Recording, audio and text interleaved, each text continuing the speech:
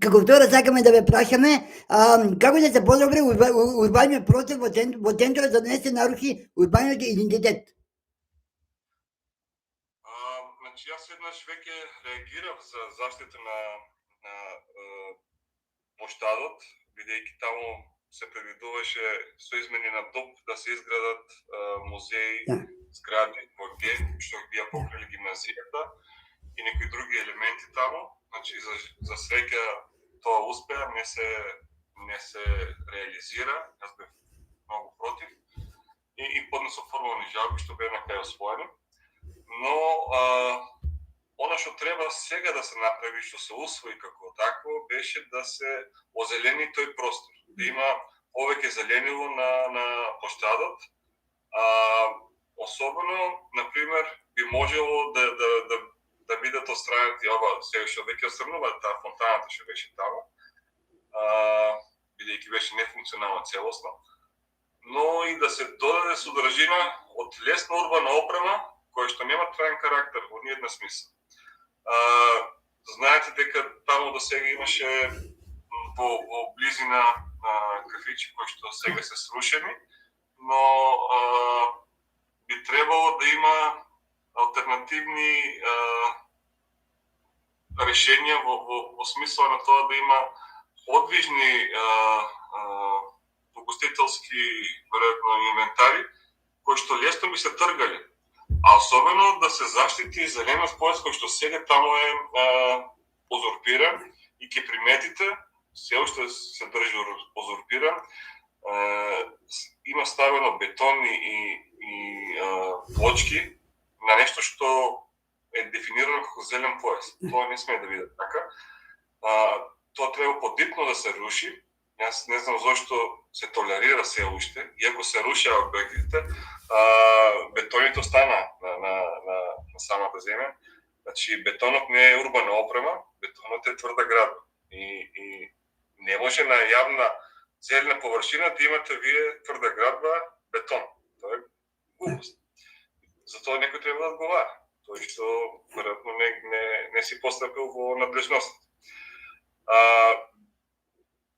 Би рекол дека може да се направи одредени додавки, например, на клупите, да се стават на стрешници, со што би било добро како заштита од сонце или дожд, например. Нешто во таа смисла, значи нешто што нема да биде од траен карактер, туку би било лесно подвижно и урбано. Автентичниот площад би се задржал и со веројатно таму има, ако знаеш до Сок банка, поранешна Сок банка има дупка, има неуредена содржина и тоа треба подитно да се исчисти. Таму има ѓубре сега и е опасно, може некој да се повреди. И тоа се останува така со години. И тука мораме да реагираме како општина, да го исчистиме тоа ѓубре и навистина да зацртаме нешто што би било корисно. Јас знам дека со поранешниот ДУП таму се предвидуваше некакви згради, но некакви, ако веќе се градат такви работи, тоа мора да биде во јавна функција. Не поддржувам да биде зграда само заради зграда, заради домување и што ја знам така нешто. Од таа смисла мислам дека тоа би било добро да се ревитализира уметничката галерија која што е на самиот площад, значи би требало да биде постојано отворена, да биде заживеена практично. И тоа е добра идеја што некој ги има. Политичките партии вели дека уметничката галерија не е во функција, па како е вашето мислење?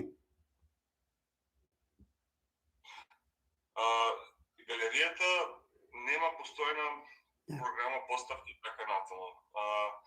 Тој простор веќе е инвестирано во него и би било штета да биде затворен. Моје мислење е дека треба да се реално оформи организација кој што би менаџирала со тој објект и кој што би се грижил за маркетинг, но и за организација на поставки и на програма, некаква годишна програма спорно. И сега дали тоа ќе биде под општина или ќе биде под Антон Панов, што е централна власт, тоа не ми е многу јасно, затоа што постојат одредени прекупувања и тука треба да се расчисти, да се знае кој е што е и да се тера, а не да се остава сега овој бил надлежен или оној бил надлежен. Сега пред да продолжиме податово, имате поздрав од гледачи, вели поздрав за гостинот,